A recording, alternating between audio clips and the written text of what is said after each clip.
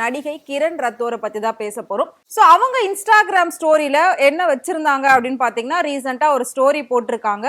அதாவது monthly pay வந்து 399 399க்கு நீங்க வந்துட்டு பே பண்ணி அவங்களோட சேனலை சப்ஸ்கிரைப் பண்ணியிருந்தீங்க அப்படின்னா உங்களுக்கு அவங்க லிங்க் அனுப்பி அந்த வீடியோஸ் எல்லாம் அவங்க உங்களுக்கு டைரக்டாவே அனுப்புவாங்க. ஸோ அது மூலயமா நீங்க வந்து அதை பார்த்து என்ஜாய் பண்ணலாம். ஒரு ஆஃபர் கொடுக்குற 399க்கு உங்களுக்கு மந்த்லி வந்து என்ஜாய்மெண்ட் பேக்கேஜ் கிடைக்கும் அப்படின்ற மாதிரி ஒரு ஸ்டோரியை வந்து அவங்க போஸ்ட் பண்ணியிருக்காங்க. இந்த ஸ்டோரிக்கு அதிகமான எதிர்ப்புகள் வரல. அதனால நிறைய பேர் வந்து ஃபாலோவர்ஸ் இருக்கிறதுனால எல்லாருமே அக்செப்ட் பண்ணிக்கிட்டாங்க. 399 தானா ஓகே அப்படின்ற மாதிரி.